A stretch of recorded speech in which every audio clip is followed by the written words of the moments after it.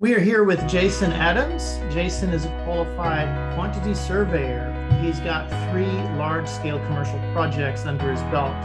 Large scale, it means 19 million minimum New Zealand dollars up to $50 million projects. You're finished with your first site. What is the experience that you're feeling as a newly qualified quantity surveyor? You finished your first site. What is your experience from the start of going into the first site compared to how you feel at the end of finishing your first site? What is the difference between those two?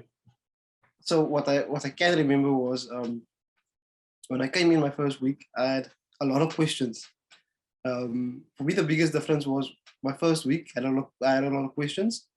And my last week, we obviously had new students coming in for the following year. So by the time I got to the last week, I had all the answers to them. So yeah, I had no questions my first week, and my last week, I had basically all the answers. Let's play a game very quickly, just a brief one. I'm a subcontractor. I'm demanding what is considered too much money from the point of view of your quantity surveying codes, so on. And I'm extremely upset. What do you do? Can you just go through, have you had a scenario like that? Can you repeat some example?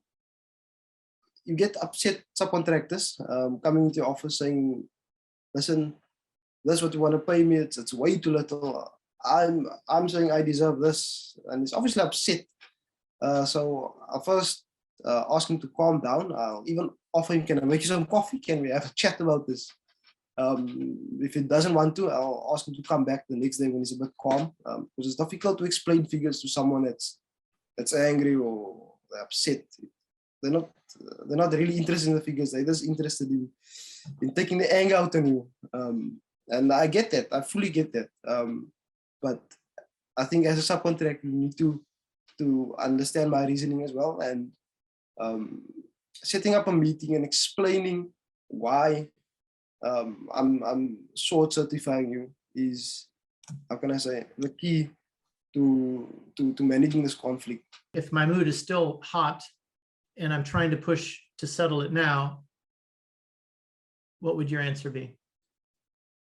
I'll tell you, Tate, okay, if you want to settle it now, take what I'm willing to offer you, what I feel is right. And if if you still feel hard done by, you can come to me tomorrow and we can sort it out. Wow. I'll get the accounts department to pay that.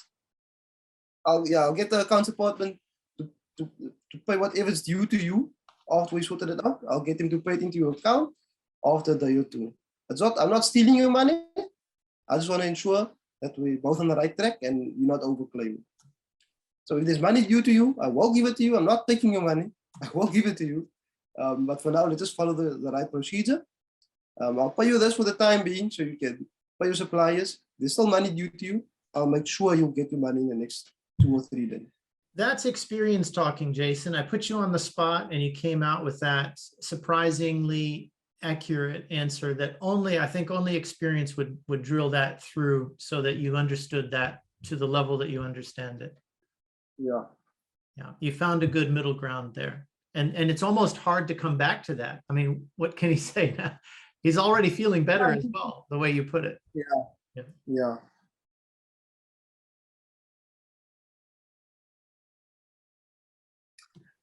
Okay, so firstly, I'm qualified. I am registered with the NZIQS, and with my 4 years of experience, I've worked on 3 large projects.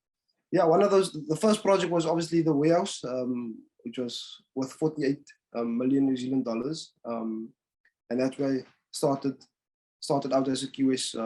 Started out with subcontractor schedules, and that's where my measuring started. On a big project like that, that's quite a lot of measuring and quite a lot of subcontractors. I think we had over 100 subcontractors on that specific project. From there, my next project was obviously the Newlands Cricket Grounds, which was another $50 million project, which in itself also had quite a lot of subcontractors. I think there we employed about 90. I employed probably about 30 or 40 of those subcontractors. On that project, like I said, I learned a lot on that project, variations, final accounts, measures, procurement, the works, and from there I went to another project. Basically worked on my own for about 2 months without any supervision from a senior, and I actually just, how can I say, got more experience on similar items that I've done at Newlands, and I've got other responsibilities such as cash flow and updating forecast to completions with your teams. So I think that those things all groomed me well to work independently. Also in my young career, I've had my fair share of conflict, which I feel I sort of conquered as well. As a quantity surveyor, you deal with a lot of conflict because you're working with people's money. There's bound to be instances where there's going to be conflict. And I think I've found a way to manage it well. In summary, I'm a youngish guy, like you mentioned earlier, with nearly 4 years of experience. And the biggest thing that I've learned in that 4 years as a QS is to maximize profit. And I think that is the reason why we are quantity surveyors, but why quantity surveyors exist on projects in the first place. That is to maximize profit for the main contractor.